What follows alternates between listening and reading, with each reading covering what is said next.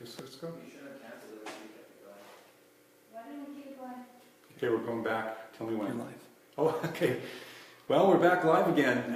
Sorry for the interruption. We had some kind of a glitch with our broadcast, so thanks for staying with me.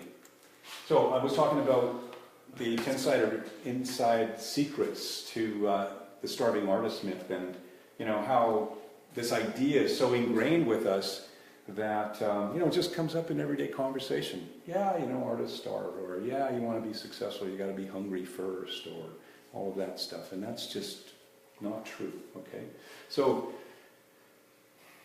go to Global Arts Vision /Ask Lyle, and you can get a free download of this really important little ebook that will give you ideas and reminders about the kinds of influences that affect our creative minds and prevent us really from being successful. So these ideas are the things that are holding us back.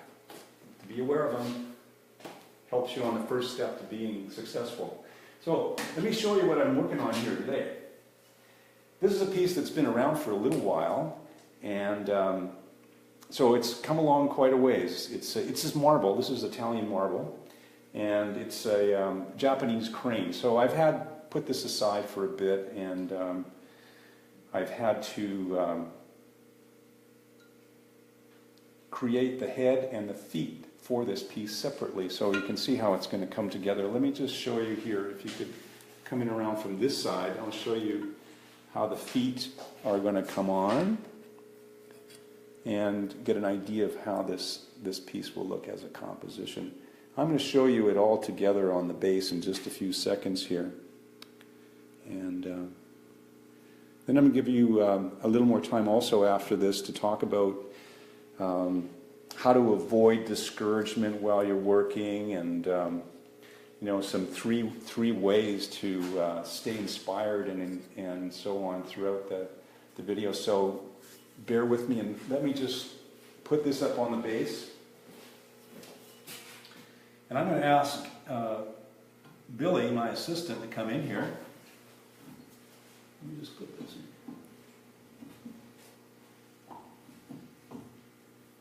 This is Billy Heap, and he's been working with me for a couple of years now, and he does a lot of my rough-in and prep work for the sculptures we're doing. And he's just going to help us hold this piece together while I demonstrate how it looks.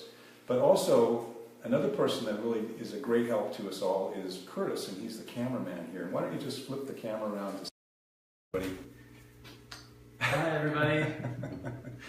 Yeah, so these guys are my usual support in the studio, and I have a few other people that are out in the other room that are also support for the business. So it's not just me, there's more of us involved here in all of this kind of thing, and it's very important to have their support, and I really appreciate what they do for us here.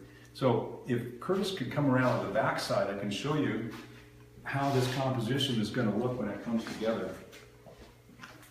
So the birds sit on top of a tiger eye branch, and then the branch is going to be a bonsai tree, and I have some green that's going to go with that as well. And maybe, Billy, if you could hold the head in place with this.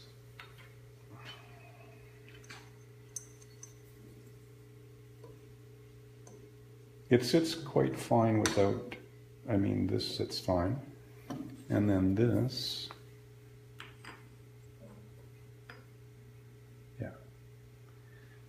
Okay, so these are black jade parts.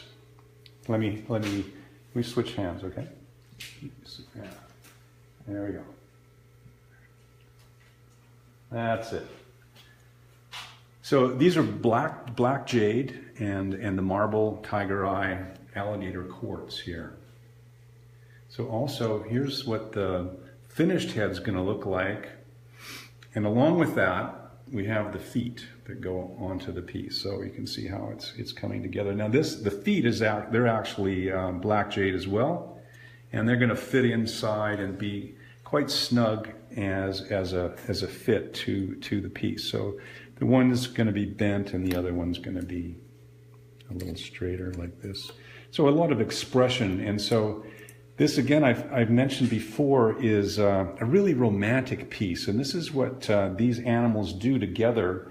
They do a dance when they're in their courtship. And so that's what I'm trying to capture here, is this, this romantic feel about how the birds interact. So I'm getting this thing they're going to do kind of a dance together on this base. So very complicated with all these pieces, but I was eager to show you because we've got all these pieces made up, and I can't actually see this piece as a composition until everything is done, and then I glue it together, and then I have an idea of what it is that I've created. So I've shown this before, but this is the drawing behind us here. This is going to be the completed piece.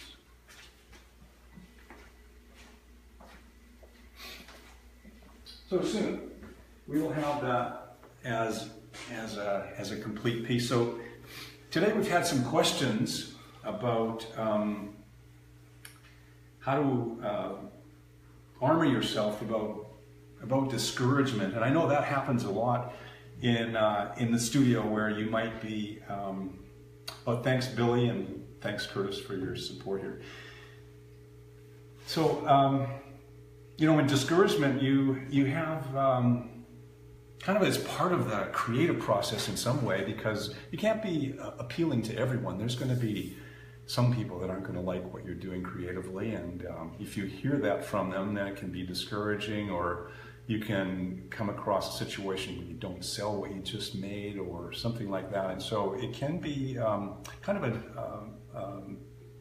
a negative position to be in. So one thing that I've always tried to express here in the studio is that creative mind is the most important part about the success of being an artist. And a creative mind is a positive thing that you must nurture. It's not something that you can't be unaware of. You must be aware of the creative mind, and having a positive attitude will ensure that you continue to have a creative mind. So discouragement is actually a negative concept, and you have to move out of that. The big thing is to realize that you actually have a negative concept. And the truth is, you can't have a positive thought and a negative thought both at the same time. So you have to decide, are you going to be negative and be discouraged, or are you going to be positive and stay creative? So my choice is always to recognize the discouragement and move on to the next thing. So what do I do? Well, what do I do when I'm discouraged? It happens often. It's just part of what life is like that. So what do I do is, say I'm discouraged about money, for instance. I don't have enough money. I have like a challenge to meet a payment, or anything like that can come up. So what do I do is I think about what's in my future. What can I do that's going to bring in money? So I focus my mind on that, on the idea of what's in the future. And if I don't have a positive financial outcome for the future, then I look back to the past and I think about what I had as a positive outcome, as a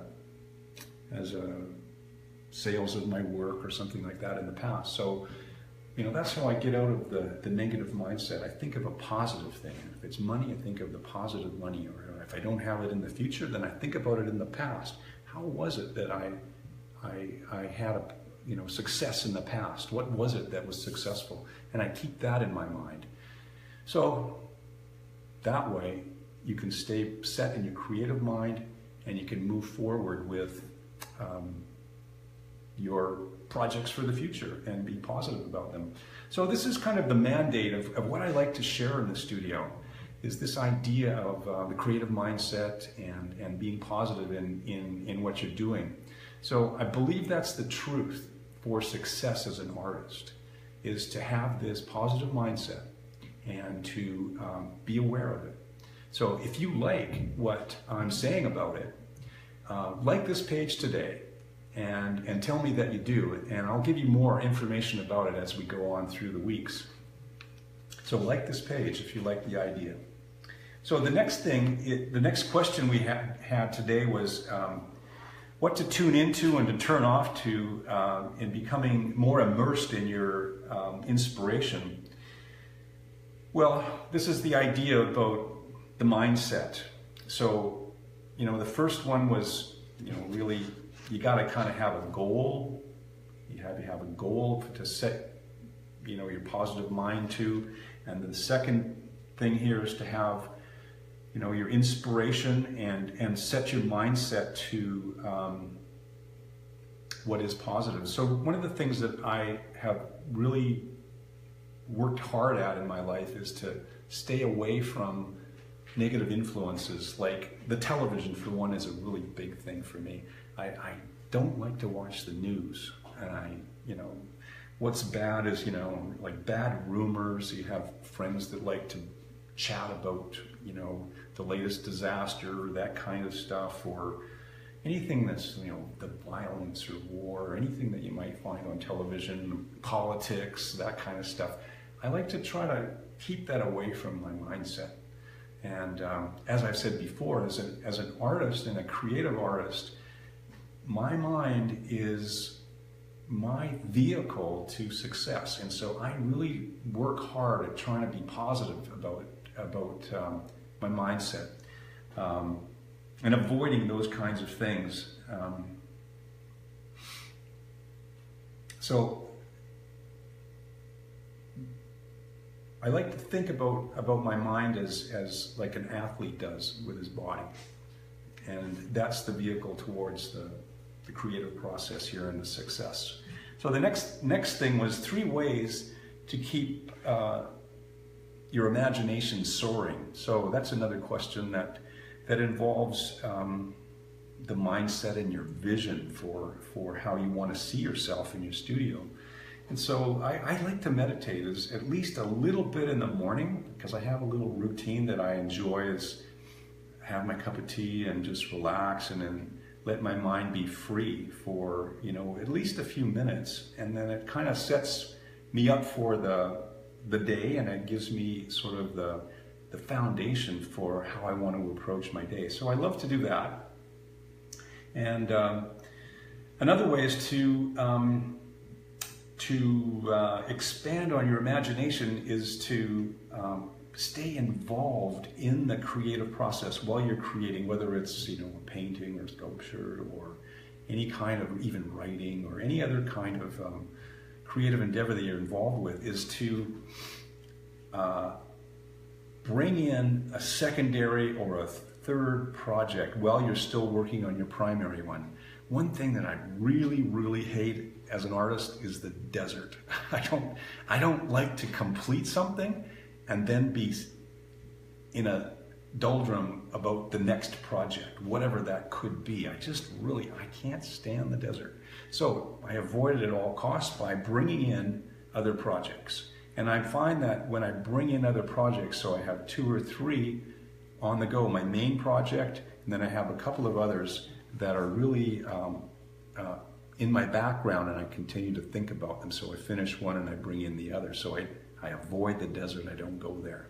And so I find that's a really great way to stay creative. So another way is to, like for me, is to work with the medium. You know, like I let the medium tell me how to stay inspired. Like I look at it and I see and plan the idea in it, and you know, seeing the colors together and that sort of thing in the stone is very inspiring for me. And I could imagine as a painter, you know, just the idea of the colors and that sort of thing is very inspiring. So, you know, put the media out around you and just allow the media to share what it has to offer to keep you in a creative state of mind. Yeah, and another great way to do it is to see how other people do their art. Like, hey, just like what I'm doing right now is like stay in touch with me, watch what I'm doing, and use the ideas I'm sharing to influence your own art in some way. You can go on the internet, Pinterest. I like that kind of stuff. Anything that's shows a variety of art can impact you in a positive way and keep you in the state of mind that you need to be to stay creative. So that was one quote that I wanted to share. He's from my favorite favorite guy. His name is Bob Proctor. He said, "When you learn to live from your imagination rather than react from your current reality, your life will change exponentially." Now that's amazing to me. That's incredible. So you got to learn to live from your imagination rather than react to all the negativity or to the discouragements or anything like that. So bear that in mind and stay creative, and we're going to see you next week. So thanks for being with me today. Bye for now.